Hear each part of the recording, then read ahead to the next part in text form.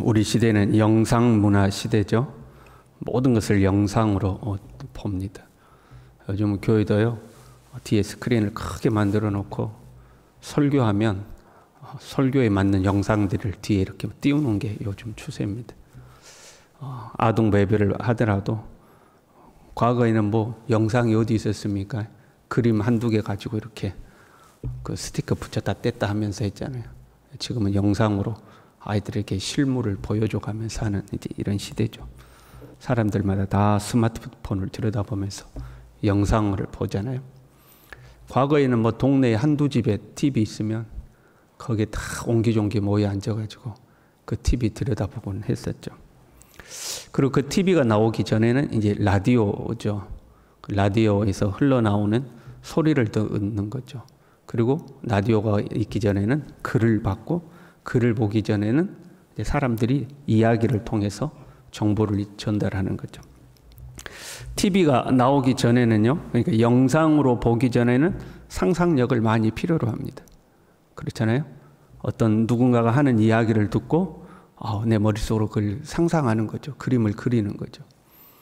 글을 읽더라도 그 글의 배경이라든가 이런 것들을 내 나름대로 이렇게 상상을 하는 거죠. 그래서 성지순례를 가면 사람들이 많이 놀린다고 그러죠. 우리가 성경을 읽을 때에 내 나름대로 이게 상상한 것이 있는데 막상 가서 실물을 보니까 내 상상과 너무 달랐다 하는 거죠. 우리가 상상을 하는 거죠. 그런데 영상이라는 것은 사람마다 상상하는 것이 달라서 글을 보거나 이야기를 듣거나 그럴 때는 내가 상상하던 것과 이 사람이 상상한 것이 조금씩 다르죠. 그렇잖아요. 그런데 영상으로 보면 다를 수가 없죠. 그렇잖아요. 영상을 그대로 보여주니까. 우리가 영화를 같이 봤다 그러면 똑같은 영화 화면을 보는 거죠. 물론 이제 어떤 사람의 관찰력이나 이해력에 따라서 영화가 암시하는 거라든가 복선이라든가 이런 것을 파악할 수도 있고 파악을 못할 수도 있지만 그 영화의 어떤 내용, 스토리는 상상을 통해서 만드는 것이 아니라 실제로 이제 보는 거죠. 보고서 이렇구나 하고 이제 알 수가 있는 거죠. 그렇게 영상을 하나 봤어요. 영화를 봤다고 쳐요. 영화를 봤거나 아니면 책을 읽더라도 하나의 스토리를 끝까지 다 읽었다고 해요. 그러면 여러분 우리에게 뭐가 남죠? 그 내용 전체를 디테일하게 기억하지 못하죠. 전체 스토리와 함께 뭐가 남죠? 한두 가지 교훈과 감동이 남죠. 그렇잖아요. 야, 니 그 영화 봤어? 나 그거 봤어. 어땠어? 재밌었어. 보통 이렇게 끝나죠. 어땠어? 재미없었어.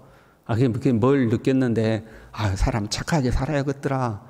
결국에는 선한 사람이 이기더라. 못된 짓 하면 안 돼. 대충 이제 이 정도 남는 거죠. 그러니까 영상을 보고 나면 우리에게 한두 가지 감동 그리고 어떤 교훈 또는 내가 말로 표현할 수 없지만 나에게 주어지는 느낌, 내가 저렇게 살면 안 되겠구나 또는 내가 저렇게 살아야겠구나 이제 이런 게 우리에게 남는 거죠. 물론 글재주나 말재주가 있는 사람들은 그런 것들을 글로서 또 잘 풀어서 설명을 하기도 하죠. 이제 이런 사람들이 평론가가 되는 거 아니에요? 이 영화는 이러했고 저러저러했고 다 하고 그 중에 어떤 상징물이 있는데 그 상징물이 갖는 의미가 무엇이고 복선이 무엇이다 하는 것들을 쭉 풀어 가기도 하는 거죠. 그러나 우리가 그러한 영상들을 보고 나면 우리에게 주어지는 교훈이 남는다는 거죠. 왜 이 말씀을 드리냐면 요한계시록은 환상이 등장해요.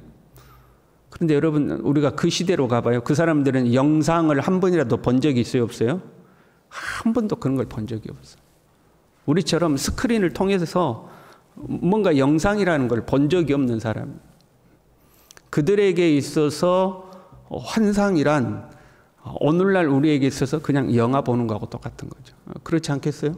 환상이 열려서 하늘이 스크린이 되어서 거기 한편의 영화가 쭉 상영이 되는 거죠. 그러면 내가 봤던 영화를 글로써 기록을 한 거고 그 글을 읽을 때에 이제 사람들은 또 다른 상상을 하면서 이제 그 글을 듣는 거죠. 그리고 스토리를 다 듣고 나면 뭐가 남아요? 교훈이 남는 거죠. 교훈이 남아서 이렇게 살아야겠구나 하는 교훈이 남는 거죠. 그러면 요한계시록을 다 듣고 나면 무슨 교훈이 남아요? 힘들어도 믿음을 지켜야 되겠구나. 이게 남는 거죠. 그래서 요한계시록을 다 읽고 나면 그게 남으면 이제 잘 읽고 잘 들은 거죠. 힘들어도 믿음으로 살아야 돼. 결국에는 예수님이 이겨. 결국에는 예수님이 다시 오셔. 하나님 나라가 승리해. 이 교훈이 남으면 되는 거죠. 그런데 이제 우리가 요한계시록을 읽으면서 빠지기 쉬운 함정이 뭐예요? 이건 뭐다, 이건 뭐다, A는 B고, B는 C고, C는 D고 하고, 이거를 자꾸 이제 막 세부적으로 분해하고 쪼개고 하다 보면 이제 너무 어려운 책이 돼버리는 거죠. 너무 어려운. 우리가 당대 시대의 사람의 입장에서 이것을 이해할 필요가 있다 하는 거죠. 오늘 본문에는 환상과 같은 것이 이제 처음으로 등장해요. 본격적인 환상은 이제 4장부터 등장해요. 그런데 오늘 본문은 환상 같은 거예요. 환상 같은 거. 하늘이 열려서 뭐가 보인 게 아니라 실제로 나에게 이런 것이 이제 나타난 거거든요. 9절에요. 나 요한은 너희 형제요 예수의 환난과 나라와 참음에 동참하는 자다. 나도 너희와 같이 예수님 안에서 이 박해와 또 하나님 나라와 그것을 인내하는 것에 함께 동참하는 사람인데, 내가 하나님 말씀과 예수님을 증언하다가 반모라 하는 섬에 내가 끌려가 있었다. 그런데 주일에 내가 성령의 감동이 돼가지고 내 뒤에서 나팔 소리 같은 큰 음성이 나는데 네가 보는 것을 7교회에 편지하라 하더라. 그래서 내가 그 소리 나는 곳을 보려고 몸을 돌이켰더니 거기에서 한 영적인 존재를 이제 보게 되는 거죠. 큰 나팔 소리 같은 큰 나팔 소리가 나서 네가 보는 것을 7교회에 편지하라. 그래서 뭔가 하고 몸을 돌이켜 봤더니 거기에 이제 이거는 환상이라고 하기도 뭐하고 하는 영적인 실체가 내 앞에 싹 이제 존재하고 있는 거예요. 그걸 이렇게 이제 자기가 봤던 것을 기록해요. 인자 같은 이가 발에 끌리는 옷을 입고, 인자 같으니 그랬죠. 그러니까 정확하게 사람이다 그게 아니고 사람처럼 보였다 하는 거죠. 인자 같은 이가 있었어요. 딱 형태가 사람 같긴 한데 명확하게 사람은 아니야. 이제 우리는 상상할 수 있겠죠. 어떤 모습인지. 인자 같은 이가 있었는데 옷이 발에 끌리는 옷이었다 하는 거죠. 가슴에 금띠를 띠고 있었고 머리는 양털이나 흰 눈처럼 희었어요. 눈은 불꽃 같고 발은 풀무에 단련된 주석 같았고 음성은 맑은 물과 같았는데 그 입에서는 좌우의 날선 검이 나오고 얼굴은 해가 힘있게 비치는 것 같았다 하는 거죠. 어떤 모습인지 상상이 되십니까? 상상이 안 돼요. 좀 상상력을 발휘해봐요. 그러니까 막 얼굴은 해처럼 환하게 빛나는데 머리는 흰 머리카락이 날리고 눈은 막 불꽃 같고 입에서는 칼이 나오고 이제 옷이 밑에 발까지 끌리는 옷을 입고 가슴에는 금띠를 둘렀고 발은 주석, 빛난 주석 같은 이가 싹 서 있었다 하는 거죠. 그럼 이 존재가 누구일까요? 이 존재가 누구일까요? 요한계시록은 대부분의 상징들의 해석을 기록하고 있습니다. 우리가 상상으로 해석하는 게 아니고 계시록 안에가 그것이 다 이제 해석이 되어 있어요. 17절에 이렇게 되어 있죠. 나는 처음이요 마지막이니 곧 살아있는 자라. 내가 전에 죽었었노라. 누구예요? 예수님이죠.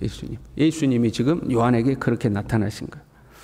이 예수님의 모습이 무엇을 의미할까? 지금 예수님이 요한에게 나타나셨는데 약간은 좀 엽기적이기도 해요. 막 입에서 칼이 나오고 눈은 막 불꽃 같고 막 이런다는 거죠.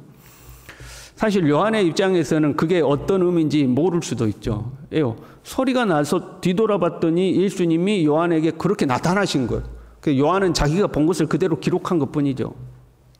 예수님이 요한에게 그렇게 나타나신 거예요.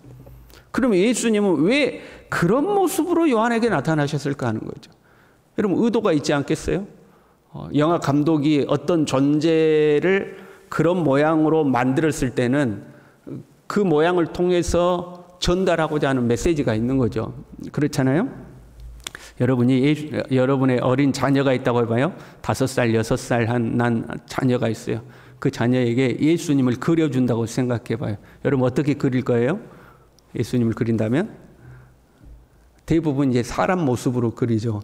예수님은 육신을 입고 이 땅에 오셨기 때문에 사람 모습으로 예수님을 그려요.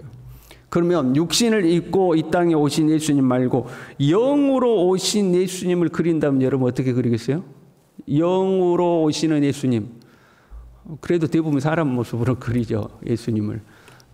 근데 이제 어떤 그 죽음이라든가 어떤 그런 신비 체험을 했던 분들의 이제 간증을 들어보면 예수님은 찬란한 빛으로 자기에게 다가왔다, 이렇게 이야기를 하죠. 사람 같은 모양인데 찬란한 빛이라는 거예요.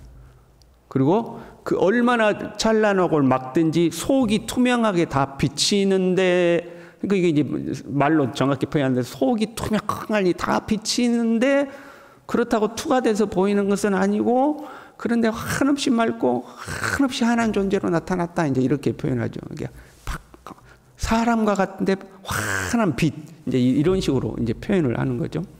이제 주님이 그렇게 나타났다는 거예요. 그럼 여러분, 예수님은 그렇다 쳐요. 우리는 사람 모습으로 그린다고 쳐요.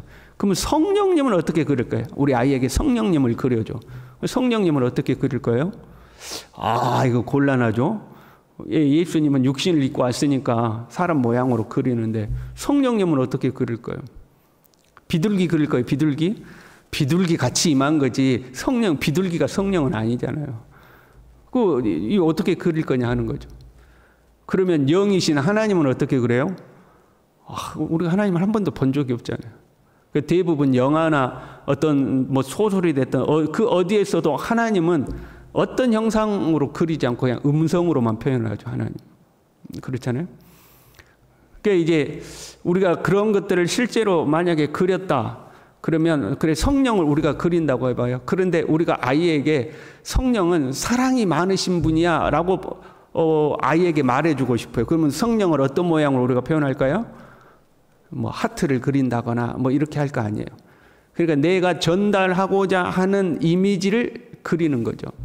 그러니까 예수님이 요한에게 이런 모습으로 나타나셨다 하는 것은 그런 이미지를 통해서 요한에게 예수님이 어떤 분이라는 것을 알려주고 싶은 것이 있는 거죠. 그렇죠? 그 예수님의 그 각각의 모습에 대한 해석은 이제 7교회 보내는 편지에 조금씩 등장해요. 그러나 그 예수님의 모양이 어떤 의미냐, 이것보다 더 중요한 거 있어요. 이것보다 더 중요하고 더 명확한 게 있어요. 이 예수님의 모습 속에요. 12절에요. 돌이킬 때에 가장 먼저 요한이 뭘 보냐면 7 금촛대를 보았는데, 가장 먼저 뭘 보았냐면 7 금촛대를 보았어요. 그리고 그 촛대 사이에 인자 같은 이가 있었다, 이렇게 되어 있죠. 7 금촛대가 먼저 보였고 그 촛대 사이에 인자 같은 이가 막 좀 약간은 기묘해 보이는 그런 존재가 이제 거닐고 있었어요. 그리고 16절에 보면 그의 오른손에 7 별이 있었다 하는 거죠. 7 금촛대를 거니는 인자 같은 이의 오른손에 7 별이 있었다. 이게 제일 중요한 모습이죠. 왜냐하면 이 7별과 7 금촛대는 7교회와 연결되는 상징이기 때문에 그래요. 그럼 여러분 7별이 뭘까요? 7 금촛대는 뭘까요? 해석은 다 돼 있다니까요. 요한계시록 안에가 20절에 이렇게 돼 있어요. 7별은 7교회의 사자요, 7 촛대는 7 교회니라 해석이 돼 있죠. 7 금촛대는 7 교회를 의미하고 있고, 예수님 오른손에 들려있는 7 별은 그 교회의 사자들을 의미하고 있다 하는 거죠. 그러니까 예수님께서 7 교회 사이를 거니시면서 그 7 교회의 사자들을 예수님이 붙들고 계신다 하는 거죠. 지금 교회는요, 공포와 두려움 속에 있습니다. 교회 지도자들도 두려워하고 있고 성도들도 두려움에 떨고 있습니다. 언제 교회가 무너질지, 언제 믿음의 사람들이 잡혀갈지, 교회 지도자들부터 순서대로 또 어떤 목사님이 잡혀갈지, 어떤 전도사님이, 어떤 장로님이, 어떤 권사님이 잡혀갈지, 다음은 나겠구나, 다음은 너겠구나, 다 이 공포에 떨고 있죠. 그러면서 믿음을 저버리고 떠나버리거나 오히려 밀고자가 돼서 믿음의 사람들을 고발하는 사람들도 지금 생겨나고 있는 거 아니에요? 그런데 그 교회를 지금 누가 붙들고 계세요? 그 교회를 예수님이 거닐고 계시고 그 교회의 사자들을 예수님이 붙들고 계신다 하는 거죠. 그게 이제 핵심인 거죠. 그리고 말씀하셔요. 이제 세세토록 살아있어 사망과 음부의 열쇠를 가졌노니. 그 예수님 직접 말씀하시는 거예요. 19절에요. 내가 전에는 곧 살아있는 자라 내가 전에는 죽었노라 하시면서 볼지어다 이제 세세토록 살아있어 사망과 음부의 열쇠를 내가 가지고 있다. 무슨 말이에요? 야, 살고 죽는 거 내 손에 있다 하는 거죠. 살고 죽는 거 내 손에 있다. 너희들이 흥하는 것도 망하는 것도 성공하는 것도 실패하는 것도 환난도 평안도 다 내 손에 있어. 온 우주 만물이 주님 손에 있지만 적어도 뭐 그걸 다 떠나서 적어서 교회와 하나님의 백성은 예수님 손에 달려 있는 거야. 지금 그 이야기하고 계시는 거죠. 사망과 음부의 열쇠라고 그랬어요. 가장 사망과 음부란 가장 악랄한 권세며 가장 밑바닥, 인간이 극복할 수 없는 최악의 문제, 뭐 이런 것들을 다 의미할 수 있겠죠. 이것도 예수님이 그 열쇠 가지고 있다는 거예요. 열고 닫는 것은 예수님 손에 있는 거야 하는 거죠. 지금 성도들은 교회와 자신들을 걱정하고 있잖아요. 교회가 어떻게 될란가? 교회가 망하진 않을까? 우리 망하진 않을까? 누구에 의해서? 도미티아누스 황제가 우리 교회를 폐쇄시키지는 않을까? 우리를 싹 다 잡아가지는 않을까? 로마 군대가 쳐들어와서 우리를 싹 다 멸망시키지는 않을까? 지금 세상 정부와 세상 권력을 두려워하고 있는 거죠. 저들에 의해서 우리가 망하는 건 아닐까 이 생각하고 있는 거죠. 근데 주님이 아니라는 거죠. 주님의 교회와 주님의 백성은 주님이 붙들고 계신다 하는 거죠. 주님 손에 있다는 거예요. 흥하고 망하는 것이 황제에게 있는 것이 아니라 로마 군대에게 있는 것이 아니라 예수 그리스도에게 달려있다 하는 거죠. 그래서 7교회에 편지를 쓰고 이겨라. 이기는 자는 이런 은혜와 복이 있을 것이다. 그러나 이기지 못하면 촛대를 옮긴다. 교회가 망할 것이다. 망하고 흥하는 것은 주님에게 달려있는 것이지 저 로마의 황제나 군사에 달려있는 것이 아니라 하는 거죠. 오늘날 우리도 교회 걱정하잖아요. 우리 교회가 어떻게 될까? 인구는 감소하고 사회는 이렇고 젊은이들은 이렇고 어쩌고 저쩌고 우리 걱정하잖아요. 그런데 교회의 미래는 누구 손에 있다고요? 예수님 손에 있다 하는 거죠. 사람에게 있는 게 아니라 예수님 손에 있다. 예수님이 교회의 사이를 거니시며 예수님이 하나님의 사람들을 붙들고 계신다 하는 거죠. 우리는요, 우리 한 사람 한 사람이 주님의 교회이며 왕 같은 제사장인 줄로 믿습니다. 내가 오늘 하루를 사는 것, 오늘 하루 생활하는 것, 오늘 때로 흥하기도 하고 때로는 힘들기도 하는 그 모든 것이, 우리의 삶의 모든 것이 주님의 오른손에 붙들려 있는 줄로 믿습니다.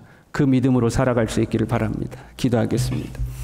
하나님 아버지, 주님의 몸된 교회를 거니시며 주님의 교회의 사자들을 주님께서 붙들고 계시는 줄로 믿습니다. 하나님, 살고 죽는 것이 하나님 손에 있는 것임을, 세상 권세가 커 보이고 세상이 힘 있어 보이고 세상에 의해서 우리가 핍박받고 우리의 운명이 결정되는 것처럼 보여도 주님이 우리와 함께 계시며 주님이 그 권세를 가지고 계시는 것임을 주님, 우리가 다시 한번 믿음을 새롭게 하고 우리 구주 예수 그리스도를 의지하여 믿음으로 오늘 하루도 살아갈 수 있도록 우리 모두를 붙들어 주시옵소서. 예수님의 이름으로 기도 올리옵나이다. 아멘.